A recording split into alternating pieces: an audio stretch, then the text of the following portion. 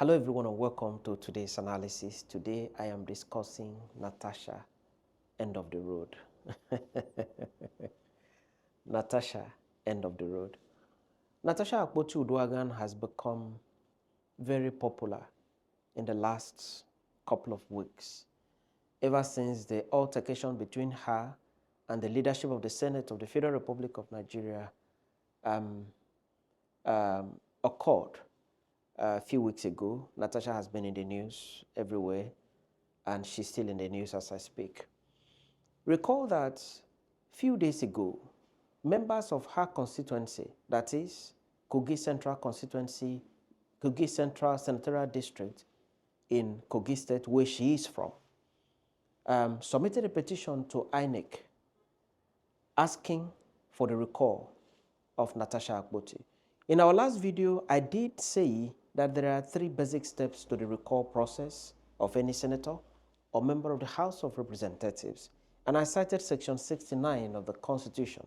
Let me just refresh your minds once again on the 3 steps. First, petition has to be written to INEC, signed by more than 1/2 of the registered voters in the constituency. Second, verification of signatures has to be conducted by INEC to be sure of the petition. 3, referendum has to be conducted also by INEC in the constituency for possible recall, right?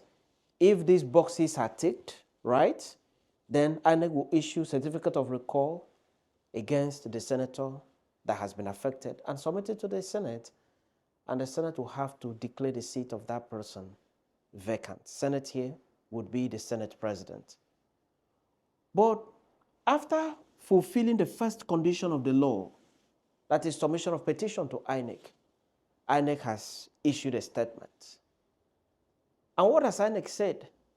I quote, "The Commission's immediate observation is that the representatives of the petitioners did not provide their contact address, telephone numbers, and email addresses through which they can be contacted as provided in the INEC guidelines for recall.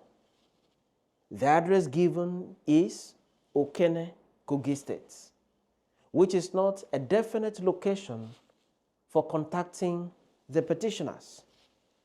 And it continues, "Once the petition meets the requirements of submission as contained in our regulations, the Commission shall commence the verification of the signatures in each polling unit in an open process."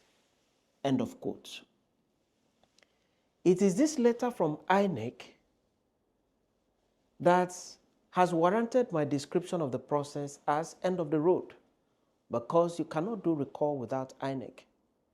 This letter means that INEC cannot proceed beyond the first stage, which is petition, submission of petition to INEC. INEC cannot come into the second stage, which is verification of signatures. Why? Because INEC, the electoral body, is saying we are unable to contact the petitioners. No phone numbers, no contact addresses, no email addresses. And INEC is saying the absence of all this is in contravention of the guidelines of INEC for the recall of anybody. And that marks the end of the road for this process of the recall of Senator Natasha. So Natasha is home and dry regarding the issue of recall. It means that the process has terminated at this point. You cannot move into the next stage, let alone go into referendum.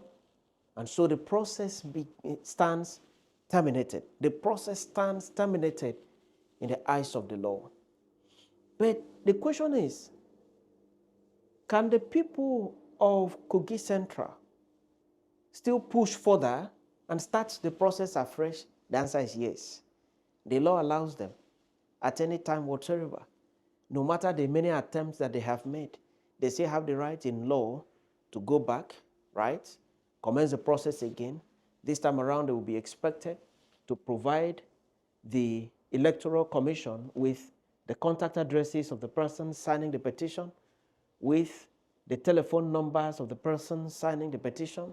I'm sure everybody now has phone numbers, and the email addresses of the persons signing the petition so that INEC can do the verification, because verification of the signatures is a requirement of the Constitution.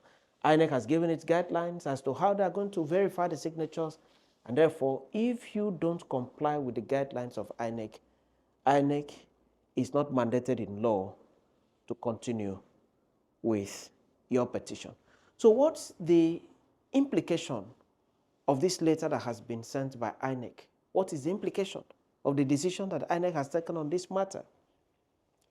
The implication is that all the Ghana must go bags of petitions that were submitted a few days ago to INEC will have to be taken back by the petitioners or abandoned in INEC, giving INEC the responsibility of disposing of the petition. The simple implication is that the petition that was submitted, the petitions that were submitted, they stand nullified, they stand cancelled, they stand wasted, and will have to be disposed of either by the persons that brought the petitions or by the Electoral Commission if they do not have any way to keep, the petitions for now. So that's the position of the law. At this point, this is where we are. If the people are still very interested in recalling their senator, it is left for them. What's your opinion? What do you think about this process? Is it a worthy process? Do you think that Senator Natasha Akpoti truly deserves to leave the National Assembly and go back, and another person should replace her? What do you think? Do you think it is a distraction? Do you think that the process should be discontinued by her constituents? Whatever it's your take, drop it in the comment section so that we can also learn from you as much as possible. Remember to click to the subscription button or also click to the follow button so that together we can create a bigger community where we sit down to discuss issues of law in the breaking news. Many thanks always.